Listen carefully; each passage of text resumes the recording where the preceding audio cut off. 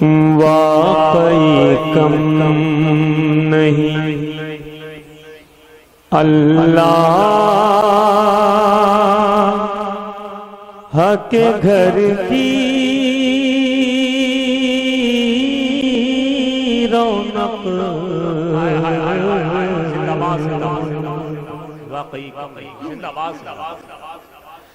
واقعی کم نہیں اللہ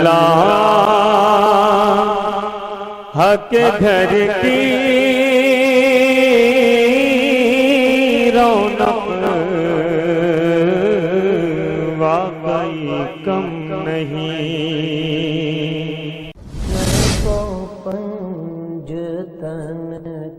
ہمارے چینل سے جڑنے کے لیے YouTube پر لمبرا ایجنسی سبسکرائب کریں۔ یار تو عالم یہ ہے، میں اس سال 73 سال کا ہو گیا ہوں اور اسلامک کیلنڈر کے اعتبار سے 75 سال کا ہو گیا ہوں۔ 56 ایئرز ہو گئے مسلسل آپ کو خطاب کرتے ہوئے۔ میں جن لوگوں کے ساتھ گفتگو کر چکا ہوں، جن کے قدموں میں بیٹھ کر کے، وہ سرکار مفتی اعظم ہند ہیں، حافظ ملت ہیں، جن سے میں نے سیکھا ہے، وہ علامہ نظامی ہیں، علامہ فصیح ہیں، یہ ہمارے پیش رو لوگ ہیں۔ اب وہ چہرے ہمارے سامنے نہیں ہیں، اب ہمارے نوجوان علماء ہمارے سامنے ہیں، جن کے بارے میں کبھی کچھ کہتا ہوں تاکہ کچھ مجھے بھی فیض حاصل ہو، کچھ میں ان سے استفادہ کر سکوں۔ خدا ہماری درسگاہوں کو زندہ رکھے اور سینکڑوں علماء یہاں سے پیدا ہو سکیں۔ اب تھکن پاؤں کی زنجیر بنی جاتی ہے، راہ کا شوق یہ کہتا ہے کہ بڑھتے رہیے۔ سبحان اللہ۔ پاؤں کی اتنی حسین راہ ہے، اتنی حسین راہ ہے کہ کوئی لمحہ بھی اگر ضائع ہوتا ہے تو اپنے کو آدمی ضائع ہوتا ہوا محسوس کرتا ہے۔ میں ایک ایسی شخصیت کے سامنے بیٹھا ہوں کہ جن کی قیادت یقینی طور پہ ہمارا مستقبل سنوار دے گی، شہزادے شہید راہ مدینہ۔ خدا ان کی برکتوں سے ہم سب کو نوازے، آمین آمین۔ انشاءاللہ یہ قیادت فرمائیں گے، میں تو آتا رہوں گا انشاءاللہ جب تک آپ مجھے آواز دیتے رہیں گے، مگر افسوس یہ ہے کہ میں ایک پروگرام کرتا ہوں اور کئی سو پروگراموں کے افراد کے دل شکنی کرتا ہوں۔ اگر دل شکنیوں کی کوئی سزا ہو تو مجھے معافی نہیں ملے گی۔ لوگ جلسوں کے لیے بلاتے ہیں، میں نہیں پہنچتا، لیکن یہ طے شدہ ہے کہ 56 ایئرز میں ایک بھی وعدہ ایسا نہیں ہے جو میں نے کیا ہو اور نہ پہنچا۔ سبحان اللہ سبحان اللہ سبحان اللہ۔ پوری دنیا گواہ ہے اس بات کی۔ ایک پروگرام نہیں، جیسا بھی ہو پہنچنے کی کوشش کرتا ہوں۔ وعدہ نہیں کرتا اور کر لیتا ہوں تو پہنچنے کی کوشش کرتا ہوں۔ میں حاضر ہو گیا ہوں، انشاءاللہ پھر آپ دعوت دیتا ہوں، حاضر ہوں گا۔ اللہ ہمیں اور آپ کو اپنے فضل خاص سے نوازے۔ قرآن عظیم جو یہاں پڑھایا گیا، اصل میں دیکھیے جتنے بھی مضامین پڑھائے جاتے ہیں وہ قرآن پاک کے سپورٹیو مضامین ہیں۔ نحو ہے، صرف ہے، علم بلاغت ہے، علم کلام ہے، تفسیر ہے، حدیث ہے، یہ سب قرآن سمجھانے کے لیے ہے۔ اصل قرآن ہے، اور قرآن کیا ہے اس کو جاننا ہو تو قرآن پاک میں ڈوب کر کے دیکھیے۔ 1400 سال کے بعد جو سوالات آج پیدا ہو رہے ہیں، جواب 1400 سال پہلے سے قرآن پاک کے اندر موجود ہے۔ سبحان اللہ۔ کیا یہ حیرت انگیز بات نہیں ہے؟ کیا آپ یہ نہیں محسوس آج سے 1400 سال پہلے قرآن نے کہا تھا؟ اگر تم شک کر رہے ہو جو ہم نے اپنے حبیب کے اوپر نازل کیا ہے تو اس کے جیسی ایک صورت ہی بنا لو یا چند آیتیں ہی بنا لو۔ آج سے 1400 سال پہلے یہ چیلنج تھا، آج بھی ہے۔ نہ اس دور کا انسان جواب دے سکا ہے، نہ آج کے دور کا انسان جواب دے سکتا ہے۔ عزیزان ملت اسلام میں کیا یہ قرآن پاک کے کتاب الہی ہونے کا ثبوت نہیں ہے؟ وہ قوم کتنی عظیم ہے کہ جس کے ہاتھ میں کوئی کتاب دنیا نہیں ہے، کتاب الہی ہے، کتاب زندگی ہے، کتاب حیات ہے۔ اور یہ درسگاہیں کتنی عظیم ہیں کہ انہیں یہاں کتاب الہی پڑھائی جاتی ہے۔ میرے ساتھیوں، بڑا احسان ہے ان مدرسوں کا آپ کے اوپر، آپ ان احسانات کا اندازہ نہیں کر سکتے ہیں۔ 300 سال ہو گیا بر صغیر ہند و پاک میں کوئی بھی حکومت اسلامیہ قائم نہیں رہی، مگر اسلام زندہ ہے، قرآن پاک کی تعلیمات موجود ہیں۔ اتنے طویل زمانے تک اگر کسی قوم کا رشتہ اقتدار سے ٹوٹ جائے تو نہ وہ قوم زندہ رہتی ہے نہ اس کا نظام زندہ رہتا ہے۔ حق ہے۔ اس کی مثال میں دے سکتا ہوں۔ 19ویں صدی 20ویں صدی کے شروع میں جو گزر گئی، کمیونسٹوں کا انقلاب آیا، اشتراکی انقلاب، اور جہاں جہاں ان کا قبضہ ہوتا رہا وہاں وہاں انہوں نے قرآن بند کروا دیا، اذانیں بند کروا دی، داڑھیوں پابندی لگائی، سجدوں پہ پابندی لگائی، نمازیں روک دی، دین سے رشتہ توڑ دیا، مدرسے بند کر دیے۔ سب سے پہلا کام انہوں نے یہ کیا کہ مدارس بند کر دیے۔ نتیجہ کیا ہوا کہ پورے اشتراکی ورلڈ میں اسلام نہیں رہ گیا۔ آپ کبھی بیٹھ جائیے، کوئی بات نہیں ہے، چند قطرے کیا بگاڑ لیں یار، بیٹھو، پیچھے ہو جاؤ نا۔ پورے اشتراکی کمیونسٹ ورلڈ میں اسلام نہیں رہ گیا۔ امام بخاری کی زمین، امام ترمذی کی زمین، ازبکستان، تاجکستان، قازقستان، سمرقند و بخارا، جہاں صوفیاء کرام حصول علم کے لیے جاتے تھے، جہاں سے بڑے بڑے اولیاء کرام علم حاصل کر کے آگے بڑھے، ان زمینوں میں اسلام نہیں رہ گیا، مدرسے بند ہو گئے۔ یعنی مدارس کی اہمیت اتنی ہے کہ اسلام کے لیے ان کی حیثیت خون فراہم کرنے کی ہے، جگلر رین کی ہے، شہرک کی ہے۔ بظاہر یہ ٹوٹے پھوٹے مدرسے، چٹائی اور پٹائی میں پڑھنے والے طلبہ ہمارے سرمایہ داروں کے نگاہوں میں کتنی حقیر کیوں نہ ہو، مگر اللہ کی نگاہ میں بہت عظیم ہے۔ من ماتا فی سبیل فقط ماتا شہیدہ، جو علم کے راستے میں انتقال کرتا ہے شہید ہو جاتا ہے۔ میرے آقا نے فرمایا کہ کہ علماء کی فضیلت عابدوں کے اوپر ایسی ہے جیسے نبی کی فضیلت اپنے امتیوں کے اوپر ہوتی ہے۔ آقا دو جہاں نے فرمایا کہ وہ لوگ جو علم حاصل کرتے ہیں اگر علم کے راستے میں انتقال کر جائیں تو یقینی طور پر وہ شہید ہوتے ہیں۔ میرے آقا نے فرمایا کہ جب طالب علم چلتا ہے تو فرشتے اس کے پیروں کے نیچے اپنے پر بچھاتے ہیں۔ ہمارے طلبہ بساط پرواز ملائکہ پہ خرام ناز فرمانے والے ہیں۔ کون ہے جو ان کی عظمتوں کو محسوس کر سکے؟ کون ہے جو انہیں جان سکے؟ عزیزان ملت اسلامیہ، تو یہ ہے کہ قرآن پاک نے آج سے 1400 سال پہلے یہ چیلنج کیا تھا۔ اس زمانے کا کہ انسان جواب نہیں دے سکا۔ کیا ضرورت تھی بدر و حنین میں اترنے کی، بدر میں اپنے 72 بیٹوں کو قربان کرنے کی؟ آسان تھا کہ قرآن پاک کا جواب مل کے تلاش کر لیتے، قرآن پاک منہدم ہو جاتا، نبی کا دعویٰ غلط ثابت ہو جاتا، مگر وہ جانتے تھے کہ بدر و حنین میں گردن کٹانا آسان ہے مگر قرآن پاک کا جواب دینا ناممکن ہے۔ سبحان اللہ۔ چلیے اس زمانے کے انسان نے جواب نہیں دیا، آج کوئی انسان بڑا ترقی یافتہ ہو گیا۔ آج کے انسان زبانیں بہت آگے بڑھ چکی ہیں، زبانوں کا دائرہ وسیع ہو چکا ہے، اسالیب بیان اتنے زیادہ ہو چکے ہیں کہ اب کوئی البلاغۃ الواضحہ اور کوئی بھی بلاغت کتاب ان کا احاطہ نہیں کر سکتی آج کے دور میں۔ یہ عالم ہے اسالیب لغت کا، اسالیب بیان کا، لیکن آج کا انسان بھی کوئی جواب نہیں دے سکتا۔ آپ کہیں گے قمر الزمان مسلمان کا ہے کوئی جواب دے گا؟ وہ تو بڑا مؤدب ہے قرآن کے حضور میں، وہ تو ادب کرتا ہے، تو میں کہوں گا جھوٹ ہے یہ کہ صرف مسلمان عربی جانتا ہے۔ کیا لوئس معلوف مسیح نہیں جانتا جس نے المنجد تیار کی؟ کیا وہ بڑے بڑے افسانہ نگار جو عرب کی زمین پہ آج مشہور ہیں کیا وہ عربی نہیں جانتے تھے؟ کیا مصر میں کئی بار اتھارٹی رکھنے والے لوگ غیر مسلم نہیں رہے؟ مسلمانوں نے جواب نہیں دیا، انہوں نے جواب دے دیا ہوتا۔ مگر قرآن کا چیلنج آج بھی اتنا عظیم ہے کہ نہ کوئی مسلم جواب دے سکا ہے اور نہ کوئی غیر مسلم۔ جھوٹے الزامات لگانا تو دنیا کا ہمیشہ کام رہا ہے۔ میں ان الزامات کا بھی باضابطہ مقابلہ کر رہا ہوں، لیکن حقیقی بات یہ ہے کہ قرآن کا جواب نہیں ہوتا، اسی کی اللہ کی کتاب ہے۔ جانتے ہیں اس کی وجہ کیا ہے؟ اس کی وجہ یہ ہے کہ اللہ کی تخلیق، اس تشبیہ سے تخلیق کا تصور قرآن طرف نہیں جانا چاہیے۔ اللہ کی تخلیق اور بندوں کی صنعت میں یہ فرق ہے کہ اللہ نے جو چیز پیدا کی ہے بندے اس کا جواب نہیں دے سکتے۔ انسان نے ایٹم بم بنایا، دوسروں نے بنا لیا، انسان نے جہاز بنایا، دوسروں نے نقل کر لی، مگر اللہ نے مکھی اور مچھر پیدا کی اور دوسرے انسان اس کا جواب نہیں دے سکے۔ یہ اللہ کی تخلیق ہے۔ تو جب اللہ کی تخلیق کا جواب نہیں ہو سکتا تو اللہ کے کلام کا کیا جواب ہوگا جو اس کی صفت ازلی ہے؟ سبحان اللہ، سبحان اللہ، سبحان اللہ۔ قرآن اللہ کا کلام ہے اور اس کی معجزانہ کیفیت کا یہ عالم ہے کہ کئی حیثیتوں سے جائزہ لے سکتے ہیں۔ پڑھا لکھا طبقہ خاص طور پر توجہ سے اس بات کو سنیں۔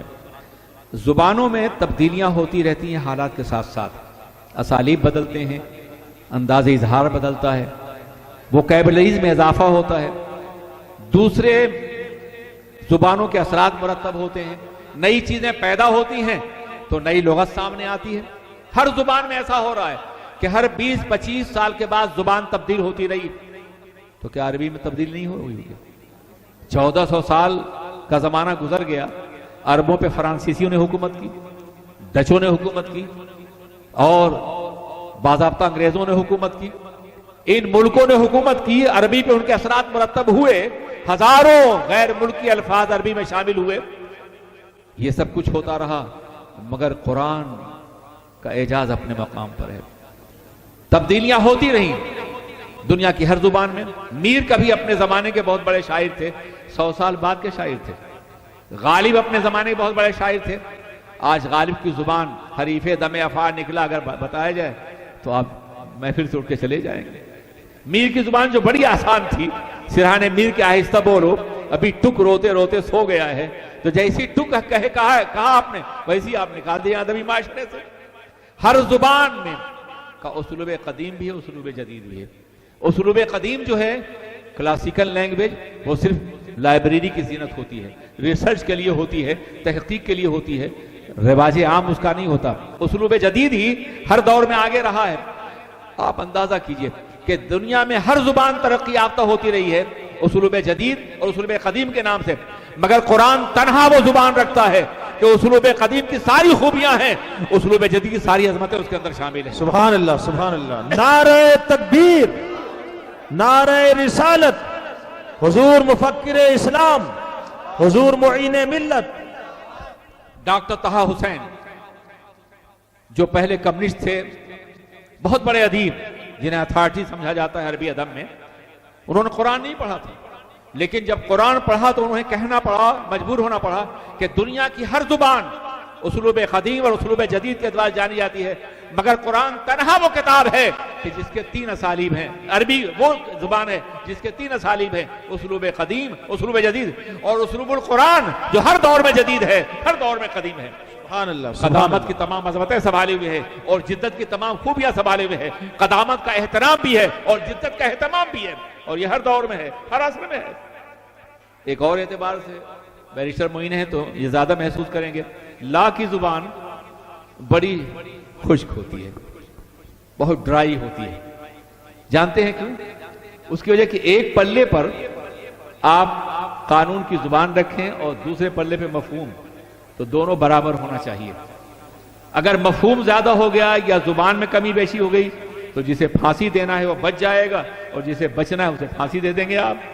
لا کی زبان بہت ڈرائی، بہت خشک ہوتی ہے، مگر قربان جائیے، قرآن کی زبان قانون کی زبان ہے، نظام زندگی اور آئین حیات ہے، مگر لا کی زبان بھی ہے اور حسن بھی ہے، استعارے کی عظمت بھی ہے، کنائے کی خوبیاں موجود ہیں۔ لا کی زبان میں شفق کا منظر نہیں ہوتا، افق کا جمال نہیں ہوتا، دریاؤں کی روانی نہیں ہوتی، پھولوں کی نکھتیں نہیں ہوتی، بہاروں کا منظر نہیں ہوتا، موسموں کی آب و تاب نہیں ہوتی ہے۔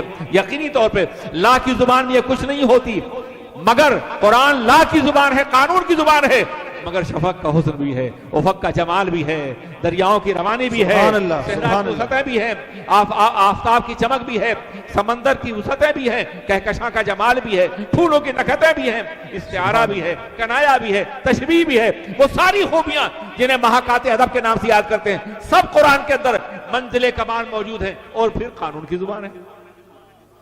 سبحان آپ اللہ۔ کبھی قرآن کو اس اعتبار سے پڑھیے۔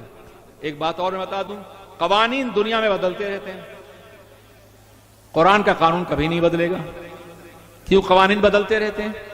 اس لیے بدلتے رہتے ہیں، قانون بنانے والا حال کے شامیانے میں بیٹھ کے بناتا ہے، اس میں بارش نہیں ہوتی، اس شامیانے میں شامیانہ ہوتا ہے حال کا، پریزنٹ ٹینس کا۔ حال کے ماحول میں جو زمانہ دیکھتا ہے، جو مسائل اس کے سامنے ہوتے ہیں، جو تقاضے اس کے مطابق قانون بناتا ہے۔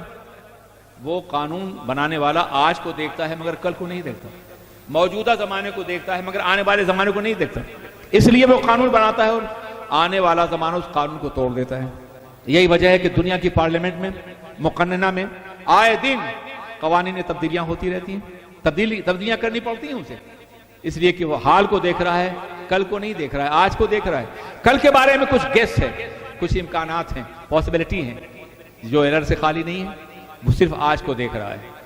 مگر قرآن کا قانون اس لیے نہیں بدلا جا سکتا کہ آج سے 1400 سال پہلے جو آج بھی ہے، اس کی وجہ یہ ہے کہ قرآن اس اللہ کا کلام ہے جو آج کو بھی دیکھ رہا ہے اور کل کو بھی دیکھ رہا ہے، ہر دور کو دیکھ رہا ہے، ہر زمانے کو دیکھ رہا ہے۔ آج اور کل تو ہم نے اپنی عمر ناپائیدار کو ناپنے کے لیے بنایا ہے۔ اللہ کی نگاہ میں نہ کوئی زمانہ ہے، نہ کوئی آج ہے، نہ کوئی کل ہے، ہر زمانہ ہر وقت حاضر ہے اس کی بارگاہ میں۔ سبحان اللہ تو پروردگار ہے۔ مومن کا کیا عالم جانتے ہو؟ خیرت ہوئی ہے زمان و مکان کی زناری، خیرت ہوئی ہے زمان و مکان کی زناری، نہ ہے زمان نہ مکان لا الہ الا اللہ۔ سبحان اللہ سبحان اللہ۔ جانتے ہو کیوں؟ مومن کی زبان، مومن کے قبضہ قدرت میں بھی زمان و مکان کی ساری صلاحیتیں اس سے بلند ہے مومن۔ جانتے ہو اس کی وجہ کیا؟ زمانہ کیسے پیدا ہوتا ہے؟ زمانہ چاند اور سورج کی گردش سے پیدا ہوتا ہے، اور مکان زمین و آسمان کے اسپیس کا نام ہے، خلا اور ماورائے خلا کا نام اسی کا نام مکان ہے۔ یا مکان کی اگر آپ وہ فلسفے والی تعریف کی تو وہ جس میں محوی جو ہے حاوی کے درمیان کے فاصلے کو زمانہ مکان کہتے ہیں۔ تو مکان اسپیس کا نام ہے اور زمانہ ٹائم کا نام ہے، اور زمانہ پیدا ہوتا ہے چاند اور سورج گردش سے، اور مکان وہ ہے جس کو محدود کیا جانا چاہیے۔ زمان و مکان۔ اب آئیے دیکھیے کہ قرآن کیا کہتا ہے مسلم کے بارے میں۔ قرآن کہتا ہے وَسَخَّرَ لَكُمُ الشَّمْسَ وَالْقَمَرَ، تمہارے لیے چاند اور سورج مسخر کر دیے گئے ہیں۔ چاند اور سورج زمانہ پیدا ہوتا ہے اور مومن کے لیے مسخر کر دیے گئے ہیں۔ وَسَخَّرَ لَكُمْ مَا فِي السَّمَاوَاتِ وَالْأَرْضِ، تمہارے لیے آسمان و زمین کی تمام وسعتیں مسخر کر دی گئی ہیں۔ پتہ چلا مومن زمانے سے بلند ہے اور مکان سے بلند ہے۔ مومن اس وقت بھی تھا جب زمانہ نہیں تھا، اور مومن اس وقت بھی ہوگا جب مکان نہیں ہوگا۔ تو جب زمان و مکان مومن کے قدموں کی خاک ہیں تو جان ایمان سرور کائنات کا کیا عالم ہوگا۔ یہی وجہ کہ سفر معراج میں مکان بھی سرخمیدہ ہے، زمانہ بھی سرخمیدہ ہے۔ وہ وہاں گئے ہیں، نہ زمانہ ہے اور نہ مکان ہے۔ حق ہے سبحان اللہ۔ خیرت ہوئی ہے زمان و مکان کی زناری، نہ ہے زمان نہ مکان لا الہ الا اللہ۔ سبق ملا ہے یہ معراج مصطفیٰ سے مجھے، سبق ملا ہے یہ معراج مصطفیٰ سے مجھے کہ عالم بشریت کی زد میں ہے گردوں۔ سرکار کو سفر کرایا گیا عالم غیب کا، کیوں؟ اور انبیاء کرام کیوں نہیں؟ اور انبیاء کرام نے دعوت دی ہے لوگوں کو اپنے اس علم کی بنیاد جو اللہ نے بخشا تھا، مگر سرکار کا معاملہ ہے کہ ہم گواہی دیتے ہیں کہ اللہ کے علاوہ کوئی معبود نہیں، اور ہم گواہی دیتے ہیں کہ محمد اللہ کے رسول ہیں صلی اللہ علیہ وسلم۔ کیوں گواہی دیتے ہیں آپ؟ دیکھا ہے آپ نے اللہ کو، کائنات کو دیکھا ہے آپ نے، پورے اسپیس کو دیکھا ہے آپ نے۔ اسپیس کا ایک معمولی سا ذرہ ہے یہ کہکشاں، اس کا ایک ستارہ ہماری ہزاروں زمینوں کو اٹھا کے رکھ سکتا ہے اپنے اندر۔ کائنات کو ہم نے دیکھا نہیں، نہ کائنات کی وسعتوں کو جائزہ لے سکتے ہیں۔ عالم یہ ہے کائنات کی وسعتوں کا کہ ایک سیارہ یا ایک ستارے کی روشنی اپنے زمانے ولادت سے چلی ہے 1,86,000 میل فی سیکنڈ کی رفتار سے، اور اب تک نہیں پہنچی ہے، اب تک نہیں پہنچی ہے۔ اتنی تیز رفتار، اتنا وسیع ہے یہ خلا، تو ہم نہ زمانے کو جانتے ہیں نہ مکان کو، لیکن اس کے باوجود ہم گواہی دیتے ہیں کہ نہ زمانے میں کوئی اللہ کے علاوہ کوئی معبود ہے، نہ مکان میں اللہ معبود برحق ہے۔ ہم گواہی دیتے، گواہی کیوں دے؟ دیکھا آپ نے اللہ کو؟ نہیں، ہم نے نہیں دیکھا، آپ نے نہیں دیکھا، مگر ایک دیکھنے والے کہا مان لیا ہے، اس طرح سے یوں تجھ کو خدا مان لیا ہے۔ سبحان اللہ۔ ہماری گواہی براہ گواہی نہیں، ہماری گواہی شہادت ہے۔ نبی نے دیکھا ہے، انہوں نے دیکھ کے جو بتایا ہے ہم نے اسے مان لیا ہے۔ اور معراج پاک کا سفر اسی مشاہدے کا سفر تھا کہ آمنت باللہ، انہیں بھی دیکھ لیجئے، وہ ملائکت ہی انہیں بھی دیکھ لیجئے، وہ کتب ہی پہلے ہی دیکھ چکے ہیں، وہ رسول ہی پہلے ہی آپ گواہی دے چکے ہیں، اور وہ سب کچھ دیکھ لیجئے جن کی گواہی کے لیے آپ کی امت میں آپ کو بھیجا گیا ہے۔ پیغمبر اعظم سرور کائنات کا یہ مقام بلند ہے۔ تو میں عرض کرنا چاہتا ہوں کہ دنیا کی ہر زبانوں میں تبدیلیاں ہوتی ہیں، قوانین میں ہوتی ہیں، قرآن میں اس لیے نہیں ہو سکتی تبدیلی کہ قرآن اللہ کا کلام ہے، وہ ہر دور کے مطابق ہے، ہر عصر کے مطابق ہے، ہر زمانے کے مطابق۔ یہی وجہ ہے آخری بات سن لیں، بہت وسیع ٹاپک میں نے شروع کر دیا ہے. آخری بات، سوالات آج پیدا ہو رہے ہیں، جواب 1400 سال پہلے سے موجود ہے. کمیونزم آج کا مسئلہ ہے، جواب 1400 سال دیکھو. سوشلزم آج کا مسئلہ ہے، جواب قرآن کے اندر دیکھو. جمہوریت آج کا مسئلہ ہے، جواب قرآن کے اندر دیکھو. اس سے پہلے ملکیت آج کا مسئلہ تھی، جواب قرآن کے اندر دیکھو. عدم مساوات آج کا مسئلہ ہے، جواب قرآن کے اندر دیکھو. حقوق آج کا مسئلہ ہے، جواب قرآن کے اندر دیکھو. ہیومن رائٹس آج کا مسئلہ ہے، جواب قرآن کے اندر دیکھو. عورتوں کی حیثیت آج کا مسئلہ ہے، جواب قرآن کے اندر دیکھو. آزادی نسواں آج کی بات ہے، جواب قرآن کے اندر دیکھو. قرآن پاک یعنی علم کی حیثیت آج کا مسئلہ ہے، جواب قرآن کے اندر دیکھو. مساوات آج کا مسئلہ ہے، جواب قرآن کے اندر. طبقاتیت کا خاتمہ آج کا مسئلہ ہے، جواب قرآن کے اندر دیکھو. مسائل آج پیدا ہو رہے ہیں، جواب 1400 سال پہلے سے موجود ہے. یہ قرآن پاک کا اعجاز ہے جو ہماری نگاہوں کے سامنے ہے. السلام علیکم ورحمۃ اللہ وبرکاتہ. آپ اپنے جلسوں کی ریکارڈنگ کے لیے ہم سے رابطہ قائم کریں. لمرا ایجنسی، امین آباد، لکھنؤ. Mobile number 9935055789.